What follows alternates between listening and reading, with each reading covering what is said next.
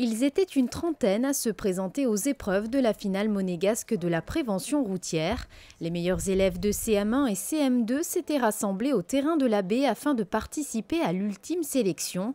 Des carrefours, des feux rouges, des ronds-points, toutes les conditions étaient réunies pour refléter la réalité. Au guidon d'un vélo, les enfants semblaient circuler dans une petite ville. Face aux situations qui se présentaient, ils devaient prendre les bonnes décisions, un bon moyen de tester leurs connaissances sur les règles essentielles de sécurité routière.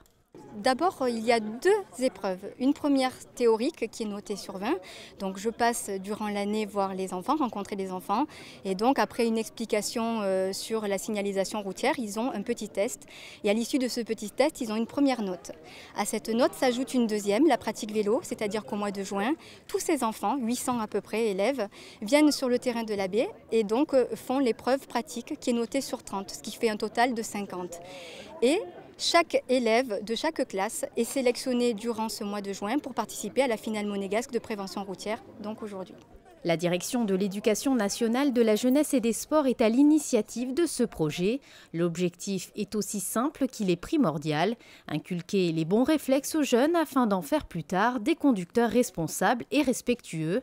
Très conscients de l'importance de cet apprentissage, les élèves étaient particulièrement impliqués et motivés. Je suis très fière parce que je les vois très enthousiastes, très appliqués. Ils prennent ça très au sérieux et je crois que petit à petit, tous les intervenants qui contribuent à la réalisation de ce challenge motivent nos élèves et leur faut comprendre qu'il faut avoir des comportements responsables dans un environnement routier. Donc oui, je peux dire que je suis très fière et très heureuse que ça se passe aussi bien. Mais je crois que vraiment on a compris à Monaco plus que jamais qu'il fallait être très très prudent. Et ces enfants qui aujourd'hui font du vélo, un jour feront bien sûr de la moto ou iront dans les rues de Monaco en scooter. Donc il faut qu'ils soient très responsabilisés et qu'ils ne commettent pas d'imprudence et qu'ils connaissent bien le code de la route. Donc je trouve que c'est bien de valoriser les enfants en les récompensant. À tout âge d'ailleurs, on est content d'être valorisé, d'être reconnu dans son travail, dans ses efforts. La Sûreté publique de Monaco ainsi que la police française travaillent de concert chaque année. Une étroite collaboration qui perdure entre les deux services. Il s'agit en fait d'une action commune. En fait, c'est une solidarité un peu entre les services. Une aide des polices municipales qui nous aide à faire passer ces épreuves pratiques.